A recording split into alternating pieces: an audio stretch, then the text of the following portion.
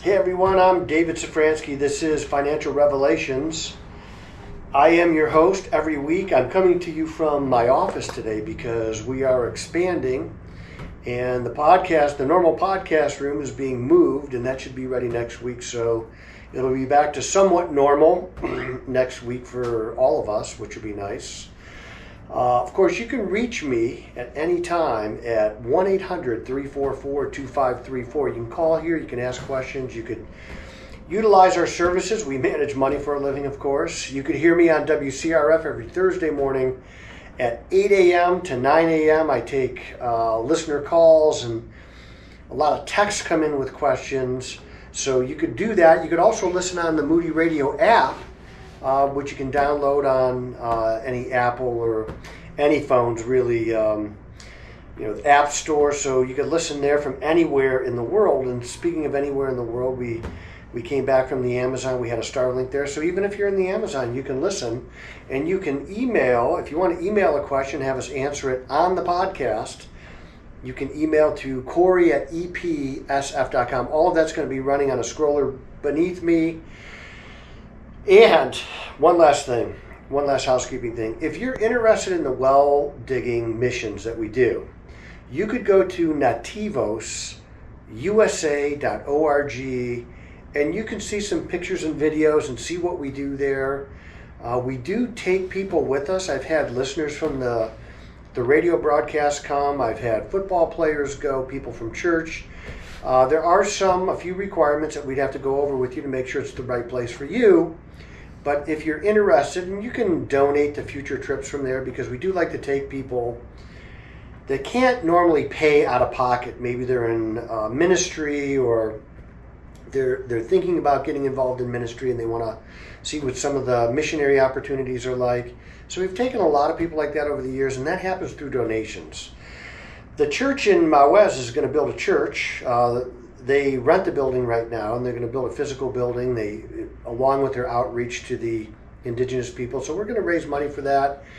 Pastor Marcos is going to be here in September, and I want you to see him. So I'll give you more information on that as plans solidify, but he's going to be here. We've got a few places around the country we're going to go, big churches that support him. But he's also going to be here in our area, the Northeast Ohio area, and I want you to be able to see him, see this for yourself. Well, hey, since we last spoke, what's happened since we last spoke? Let me think. Well, there was what I like to call the debate debacle. Now, the debate debacle was the first presidential debate, and the Joe Biden that we've been telling you about for 3.5 years showed up at that debate. What do I mean by that? And this is old news by now, but just to go over it, the Joe Biden who is unhealthy, who has some kind of medical condition, I don't know what it is. I know what it looks like. It looks to me like it's dementia or Alzheimer's or even Parkinson's. That's the Joe Biden that showed up. His sentences were broken off in the middle with just kind of wild and far out thinking. He couldn't finish thoughts. He couldn't respond to things. The worst thing that happened to Joe Biden in that debate, I believe, was the split screen, where you could compare he and Donald Trump to each other. And Donald Trump isn't a young man either. He's 78 years old, I think. But Joe Biden looked horrible. It was the worst thing that he could have done. And that was the debate that the Biden administration had challenged Trump to. So there is obviously some type of cognitive issue going on, which has led to a lot of speculation as to whether Joe Biden's even going to be the nominee. So we'll get to that in a minute. But after that, we had that assassination attempt on Donald Trump's life, which took Joe Biden out of the headlines for one day. And around the assassination attempt is also kind of questions about what was the Secret Service thinking? What were they doing? Why were they not securing the perimeter more than, they say that everything that I've read, the shooter was about 130 yards from Donald Trump. clear shot, a little elevated, but 130 yards. I was in the Army for 10 years, so I've shot a lot of guns.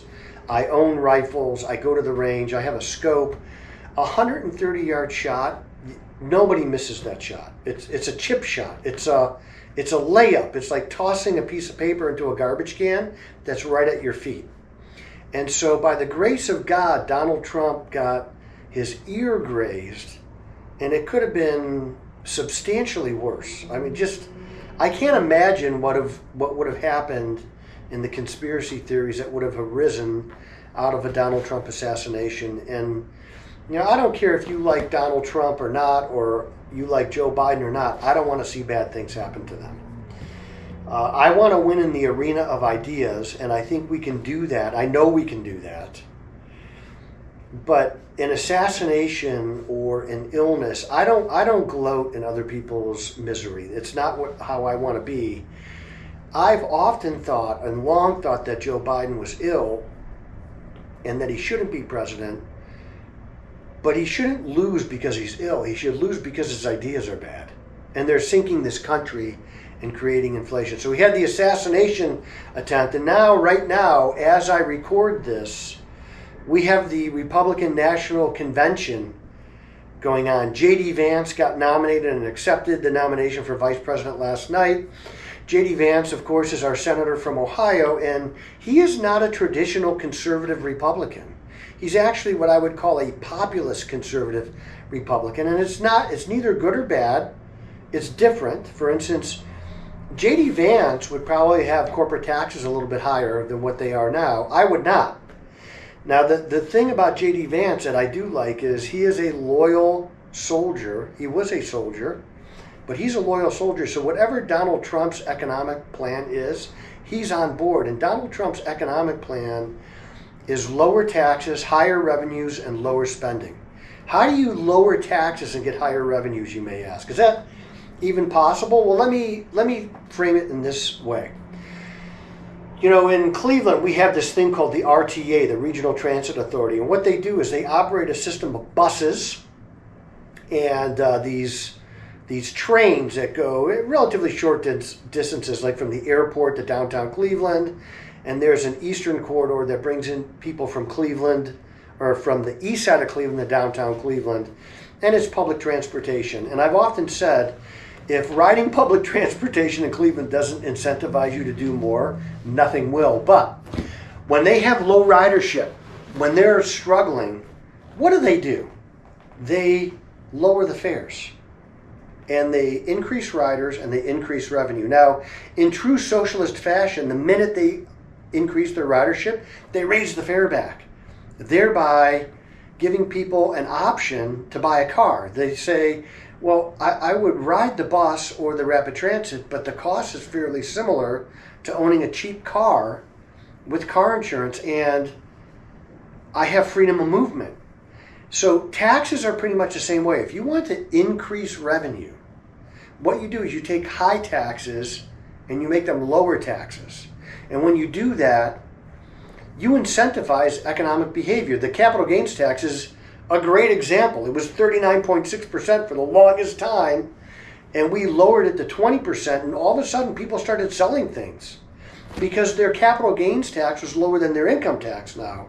It actually increased tax revenues. In fact, the Donald Trump tax cuts of 2018 have now, this year, created record revenues to the federal government. But because the Democrats are spending so much money, it's still not enough. We've never taken in more tax receipts than we did this year. So it's not an income problem that they want you to believe that the rich aren't paying their fair share. Well, what is somebody's fair share? Is it 30%? Is it 40%? Is it 50%?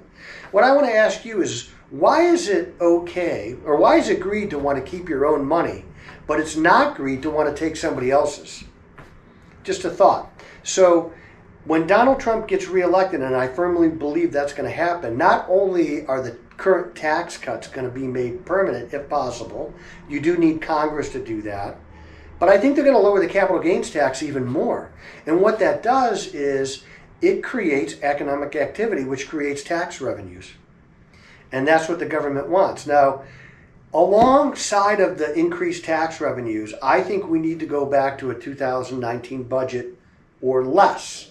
That means you're going to take out the COVID spending, which we're still doing. We're still spending just as much money in 2024 as we did in our response to COVID with the normal budget. Well, we can't continue that. It's not fiscally possible or reasonable. And that's so the difference between J.D. Vance and Donald Trump is J.D. Vance would rather have a little bit higher corporate tax. Donald Trump wants to lower the taxes. That's what's going to happen. We're going to lower taxes even more. And I believe we will collect even more tax revenue. Now, the Democrats will say, and people who are against it will say, well, this is going to cost $4 billion. It doesn't cost anything to lower taxes. What it costs is the costs come from government spending. And that has nothing to do with tax receipts. Government spending is just government spending. Government really doesn't create anything. So it doesn't cost you to cut taxes. It's actually better for the economy. But the government has to spend less.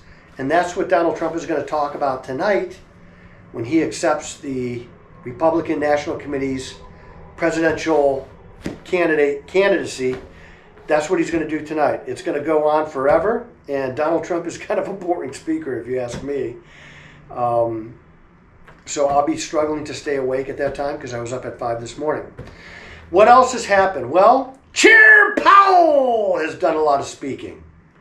Chair Powell has done press conferences, he's done interviews, he's spoken, he's written, and the one thing, he said, well, we're getting a lot closer to when we're going to cut rates. And so off of the back of those things, Fed President Waller came out and said, I think we're pretty close to cutting rates. The market kind of hinges on that. Markets took off. They threw some cold water on it a couple of days ago. Markets came off. This is the life that we lead right now, where we're really dependent on what the Fed says next. The rate of growth in inflation is coming down. There's no doubt. The prices that we're stuck with for the rest of our lives, up 22%, those aren't going anywhere. Inflation isn't coming down, really. It's just rising at a slower rate. So the rate of increase is coming down. It's still increasing. So if you were on the economic margins 3 years ago, you're still putting stuff back at a greater pace because things are getting more expensive. Housing, gas. And I think Donald Trump could cut inflation relatively quickly when he gets into office by drilling for oil. Drill, baby, drill. Just natural gas, oil, make fuel, the reliable, renewable, and repeatable, easy fuel that we have readily available, and inflation will go back down to maybe 0.5%, 1% growth rate. I really would like to see those prices back up a little bit, but deflation can also be a problem because people who bought a house in this inflated period, now they're stuck in that house forever because they bought it here, prices deflate back down to here. It's going to take a while to grow back up. So it's the reason why we cannot let inflation get to 9% like the Biden administration did. That's one of the big problems. They let it get out of control. They did nothing really to stop it. They keep spending. If he gets reelected, it's going to be even worse. Well, he's not going to get reelected because I think Joe Biden is going to be out of the race by next weekend. The walls are closing down on the Biden administration. It's becoming readily apparent that the fundraising is drying up, and that's really the key determiner. They have a lot of money right now. They have like $281 million. The problem is they're going to need 3 times that to win an election. And they're not going to get it if Joe Biden is on the ticket. They're just not. People are holding their checks back. Big Hollywood is holding their checks back. The hedge fund managers are holding their checks back. Now, Joe Biden doesn't need a cognitive test. We know what's going on. His voters, on the other hand, probably should get a cognitive test if they're still voting for this. It is really bad. And it's not his illness that's really bad. It's his ideas that are really bad. It's his ideas that caused 22% inflation over the last 3.5 years. I don't even believe he's running the country. If somebody could be president, as sick as Joe Biden is right now, do we really need a president? My answer is yes, we really do need a president. It's just not Joe Biden right now. And I think it's bordering on abuse to have him up there right now. Again, I don't want to revel in anybody's misery. He's sick. And so we need to keep him in prayer. We need to think about him and his family. You know, people say, well, he's going to pardon Hunter Biden. Well, that's his prerogative. He could do that. When you elect a president, they have freedom to do those things. And if he doesn't, so what? It's not the end of the world. Go on with your life. It's not going to affect me or you at all. So there's a lot of moving parts. Next week, we may be talking about something totally different than what we're talking about today. What do I think the market's going to do? I think the market is going to love a Donald Trump presidency. Now, the economy is slowing down. There's no doubt about that. If you look at evictions, they're up. If you look at credit card balances, they're up. If you look at credit card delinquencies, they're up. If you look at car repossessions, they're up.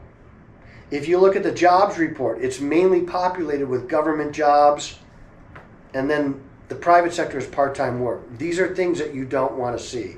So things are slowing down. That's why I think the Fed is going to cut rates probably in November or December will be the starting time frame. It doesn't make any sense for them to do it in September or October. There just isn't, it's not going to have an impact, and it's going to look political. Yesterday, Donald Trump said that he would keep Chair Powell on. He probably won't reappoint him, but he's not going to fire him.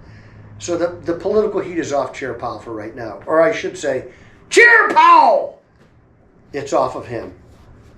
So a lot of moving parts. The market is a little rocky right now. It's giving back all the gains for the last 2 or 3 weeks. Don't worry about it. The market's going to take back off again. Once we get our president in there, once we get Donald Trump in there, and we get a realistic budget with less spending, lower fuel costs, you're going to see inflation drop like a rock. And it'll be Donald Trump's policies that made that happen. I am David Safransky, a real American, a true red-blooded patriot, and the voice you can trust.